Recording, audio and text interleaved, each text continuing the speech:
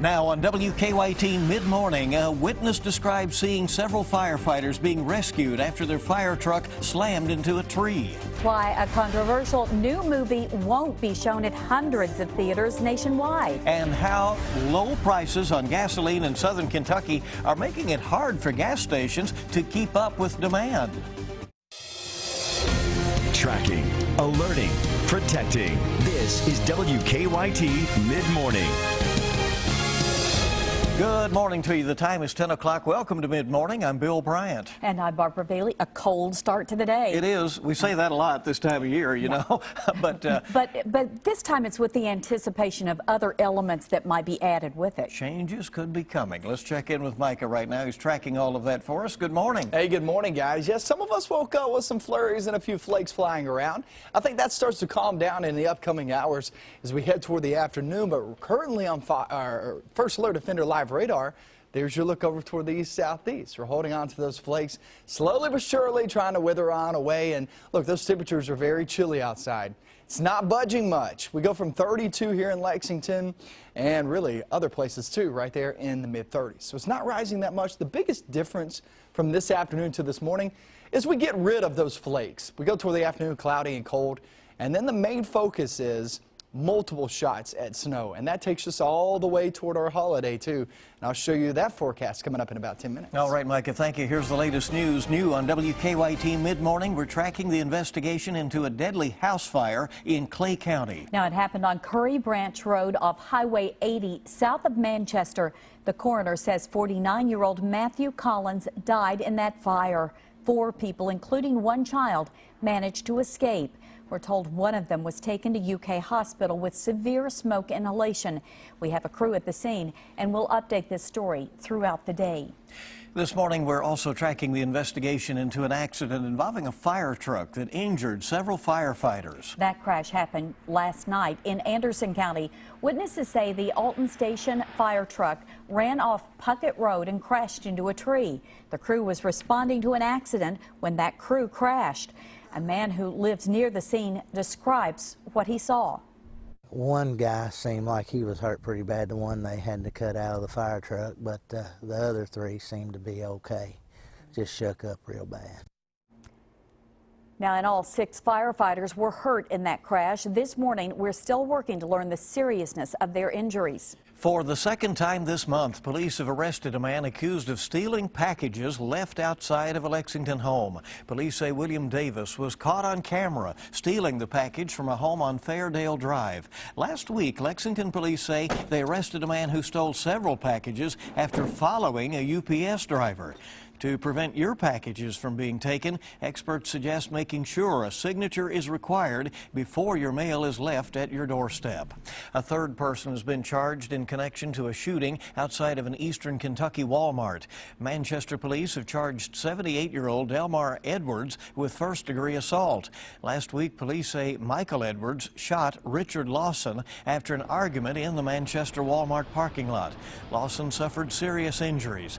Police charged Edwards with attempted murder and assault. Ashley Bray is also charged with assault in the case. We're tracking a crime alert this morning as police search for a bank robber. Lexington police say a man wearing a ski mask robbed the United Bank on Harrodsburg Road yesterday afternoon.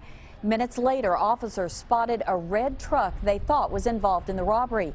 They stopped the truck and questioned one of the men inside, but the other man that they suspected that he was the suspected robber drove away. An Eastern Kentucky teacher has been arrested for making meth.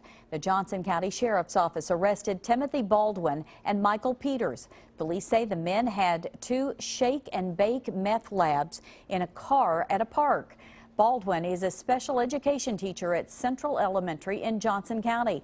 Both men are charged with manufacturing meth and possession of drug paraphernalia.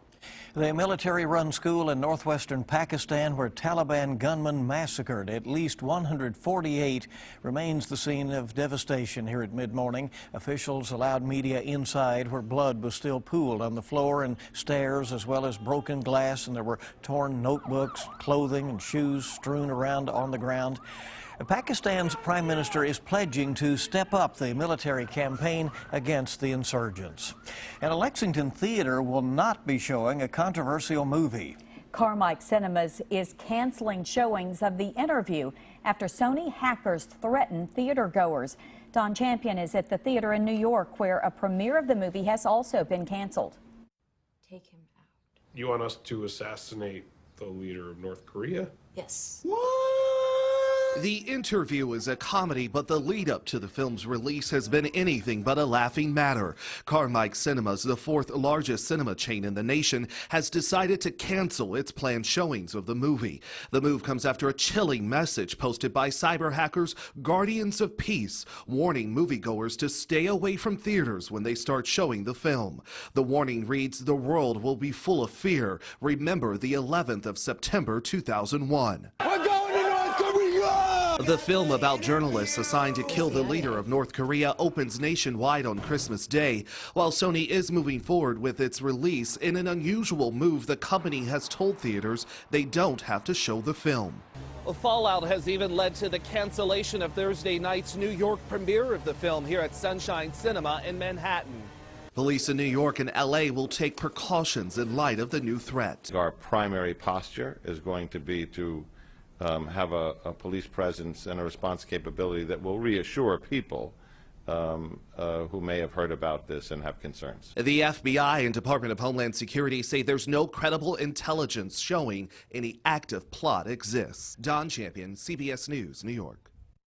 Hackers have already targeted Sony in recent weeks by releasing company documents and embarrassing emails. Well, it's our most clicked on story this morning at WKYT.com, that mountain lion that was found and killed in Bourbon County. Fish and wildlife workers said it was the first mountain lion seen in this region in 200 years. Many of you have questioned why they had to kill the wildcat. They told us they did not have any tranquilizers with them at the time. They say they were worried that if they didn't act quickly, the mountain lion could hurt somebody. Fish and Wildlife said it is possible that that 125-pound puma was somebody's pet. We have a health alert this morning about an illness going around Lexington. The Fayette County Health Department is tracking a shigellosis outbreak.